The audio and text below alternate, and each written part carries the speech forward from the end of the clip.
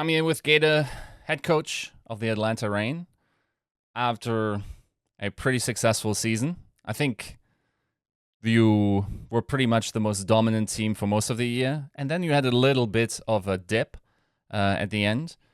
Mhm. Is that something that concerns you? That you didn't seem to be peaking, so to speak, for the most important time of the year, or was that calculated? Uh, no, I think that was pretty calculated. I think we went for a peak at the midseason, and we didn't have really any much of a break after, since we played all the way up until the ending. And I think there was just maybe a little bit of burnout. Uh, and I think that was like a week or two there where players actually asked, "Yo, could we maybe not third block every day?" kind of thing, you know.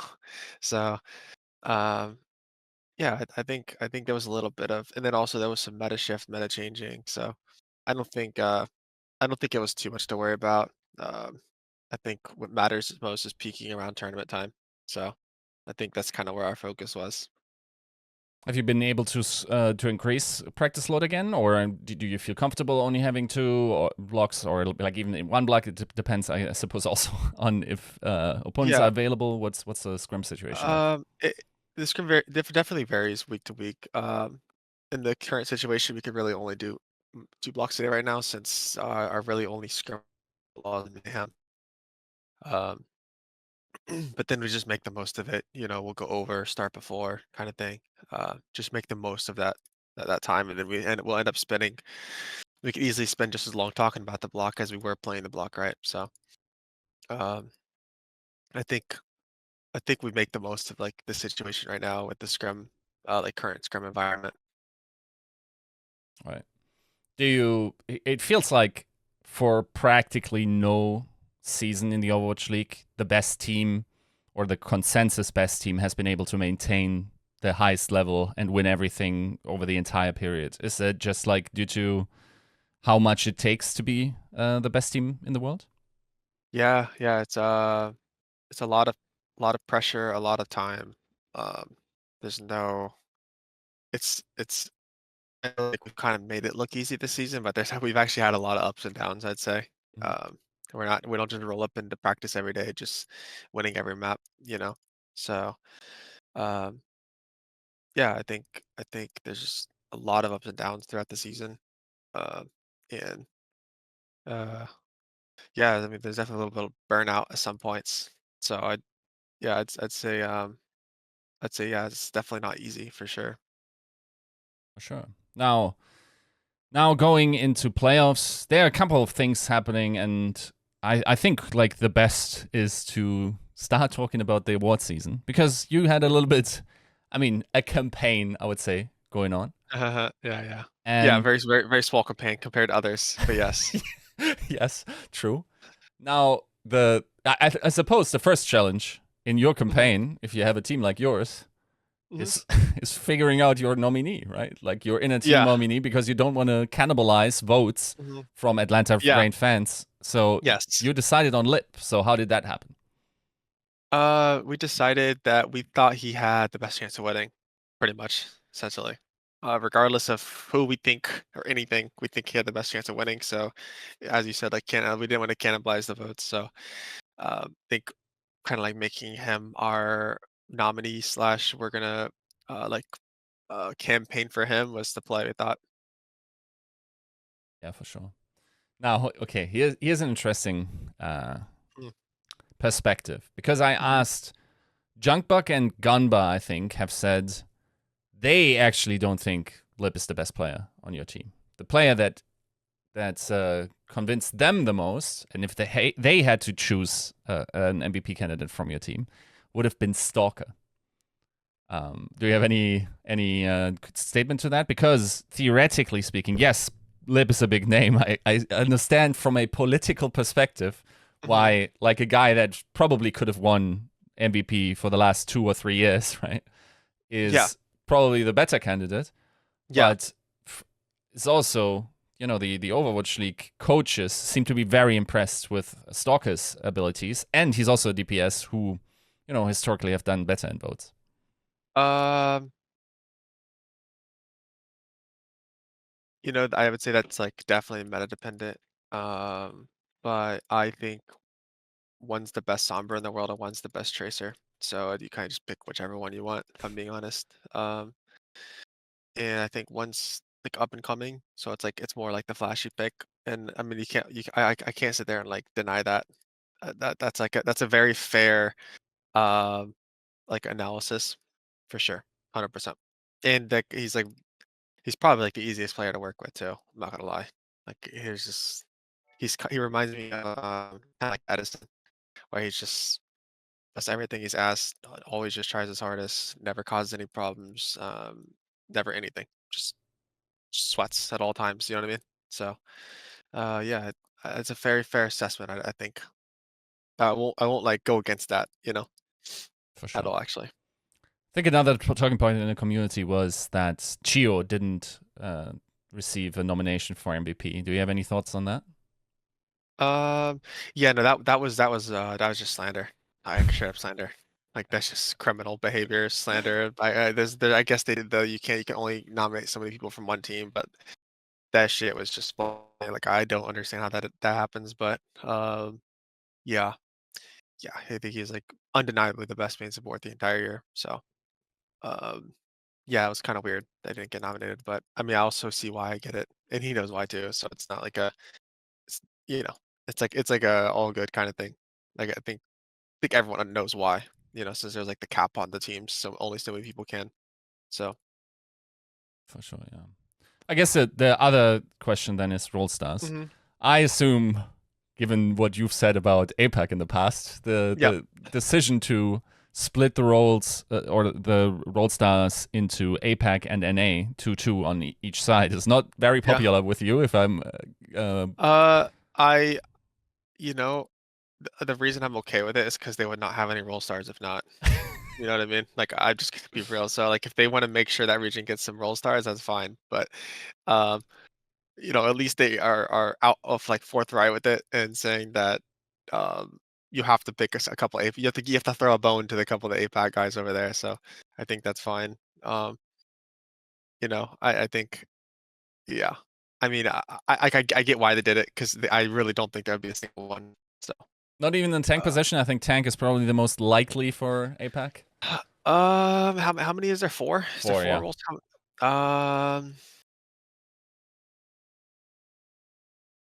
Yeah, maybe one.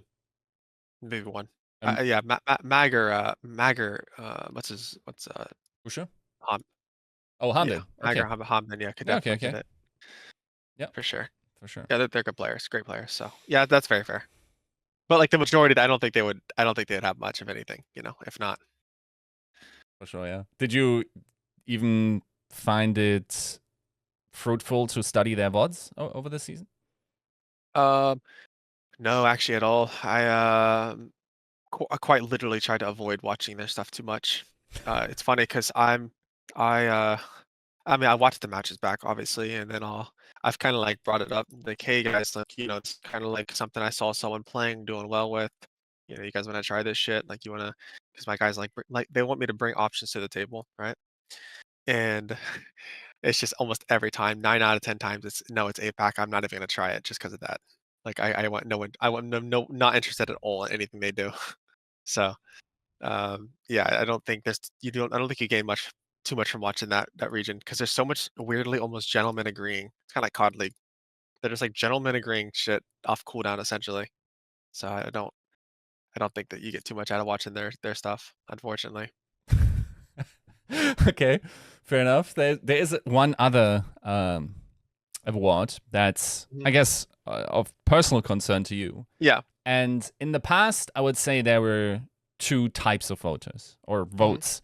So you had, for Yeah. instance, in season 4, you had Moon win it. He hmm was the coach of the team that won the most. You just give it to Yeah. him, right? And in traditional Yeah. sports, usually that happens. In season 5, you had a coach win it that did a lot with very little resources, right? And Christopher therefore Yeah. won it. Do you have like a preference how you think about coach of the year, and do you have like, do you care to win this award, or do you think you should win this award based on your performance this year? Um, I don't really care. I don't really care about the award at all because no one really knows what goes on. you know?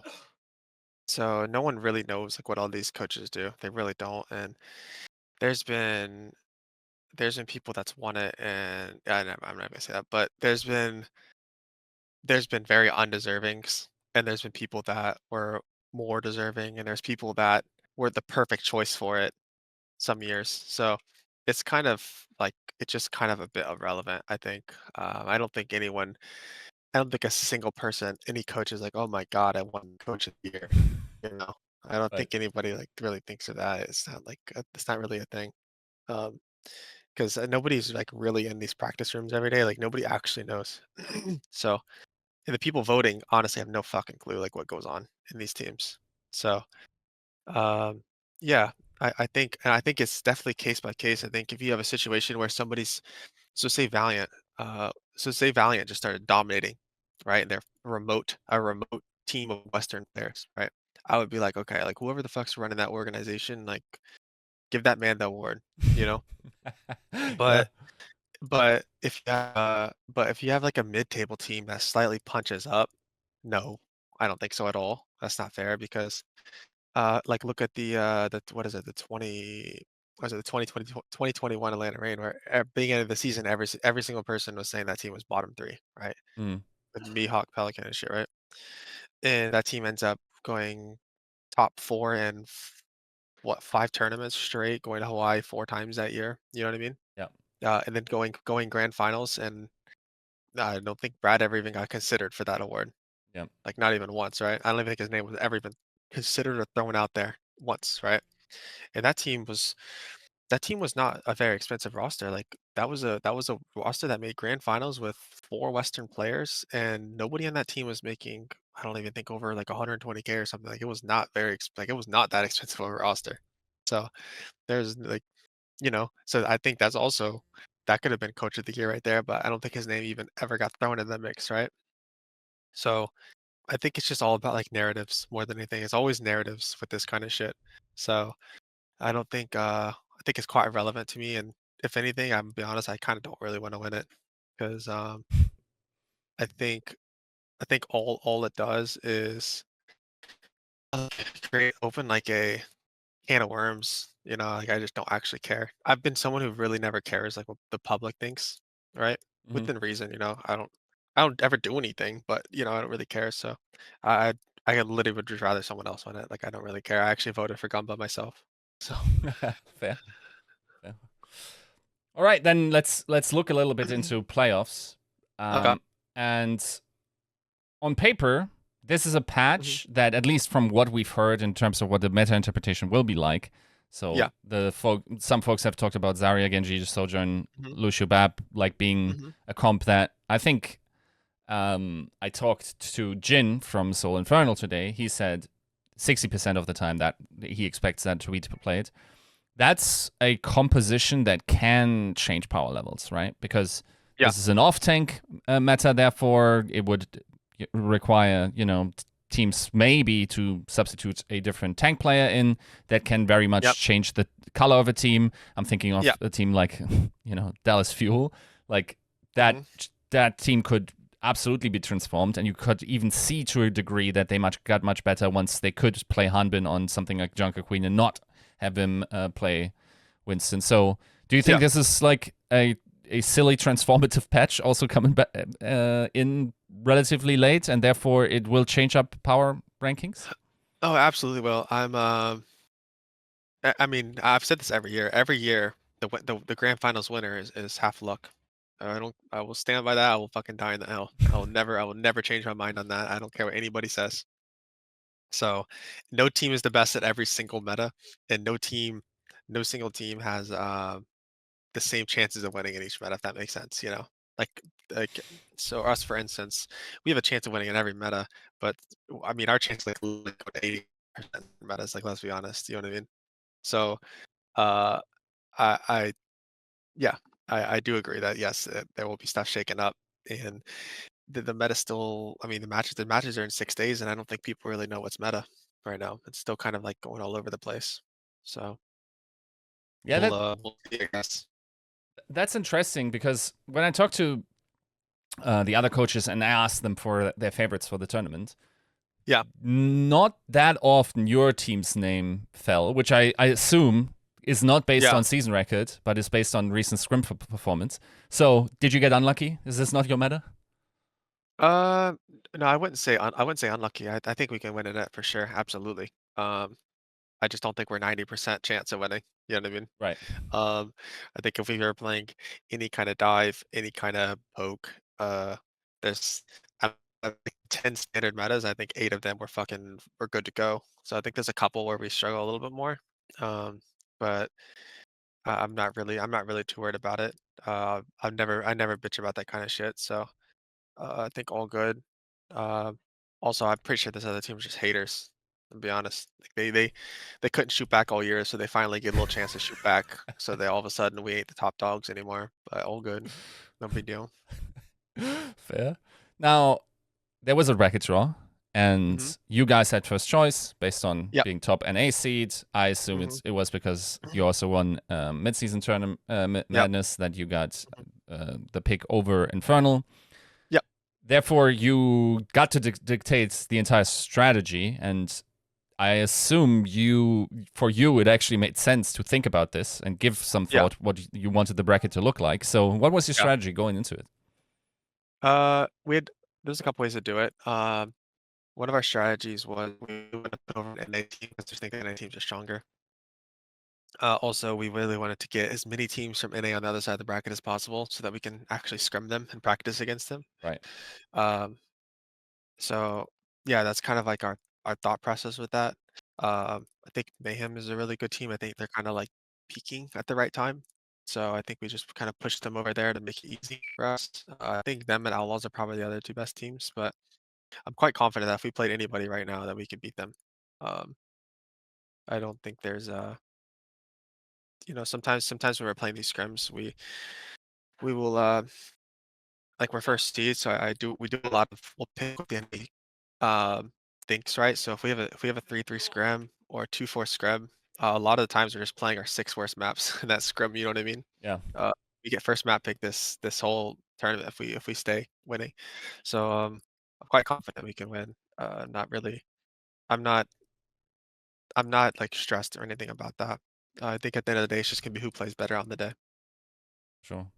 Now, another thing that sort of might really end up shaking up the power levels is the Hmm. decision by the Overwatch League to, I guess people call it loophole, Yeah.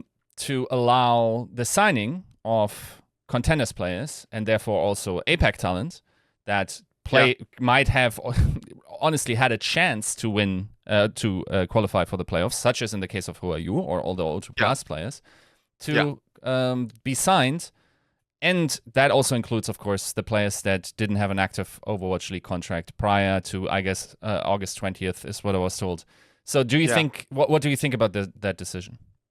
I mean, all that does is I'm not like raging at that decision. It's obviously stupid. I don't think anybody would deny that. I think all it does is add more RNG to the postseason. Um, you know, you don't. This is not shit in like regular sports. You can't like, for instance, Aaron Rodgers goes down. They can't just go like, you know, grab like. Oh, actually, that's not true because he's early in the season. But if your guy goes down late in the season, you can't just start going to grab other guys. It's just not how it works. Um, So, I think especially in a game like Overwatch, like allowing that so late, uh, it it punishes teams that have large rosters that are full committed. Teams like Boston, I think, for instance, Right. I feel like that's quite unfair to them. I won't even use us as an example. I think it's quite unfair to them that they have a huge full roster, full committed to the Overwatch League. They have, um, they've feel like they've done it right. They've secured almost every hole and almost every meta. They just have such a good team, right? But then apparently you can just have a 5-man roster and then go sign somebody on 30 days, for each patch. Kind of like cheesy, I feel like, you know. So it's like it kind of punishes teams, I think, doing it the right way, weirdly, if that makes sense. Full team, full investment teams that didn't do the 5-man roster thing. I feel like it's kind of like a little bit of a slap in the face. To them. So, but yeah, I think not like obviously a fan of it. I think it's cheesy for sure. but I don't fault a single team for doing it. Like I would never like I'm not like, oh man, like you guys are like cheesing or going around the rules. I don't blame them at all for using that to their advantage. Yeah, that would have been my next question because yes, a lot of teams said it was stupid, but at the same time we're competitors, and if that's the rule that's going for everyone, I'm not going to Yeah, lose based on principle. So, yeah. did you I guys entertain picking up anyone based on that? absolutely entertained. We looked into it. If I think if you're not looking into it, you're doing your team a disservice. I think if you're not constantly looking at uh options or like, if your team is not the number one and just dominating every single scrim 6-0, you should be looking at every option no matter what, whether that's helping your players improve, seeing if you can find a quick fix when the tournament's in a week, you know, like these other teams did.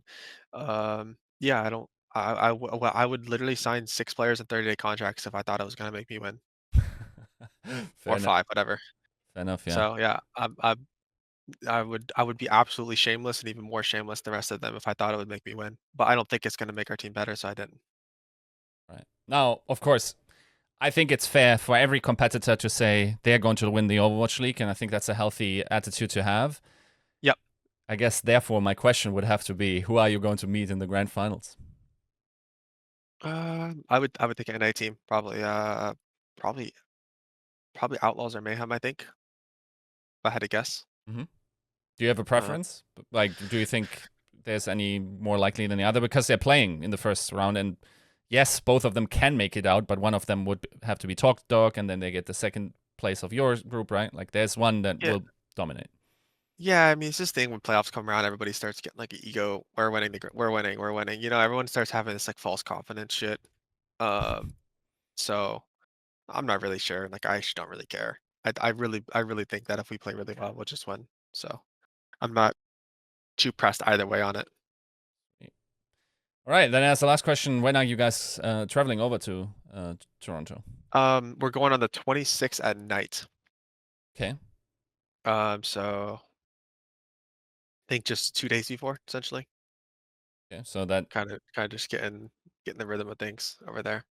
and then I presume there's one media day, and therefore like just one day of scrims beforehand. And Yeah, it's just 1 day of scrims and media day before. That's it. all right, sweet. Then we thank you for the interview. Best of luck in your preparation for the playoffs, and of course, best of luck in the playoffs themselves. Thank you for the interview. Appreciate it.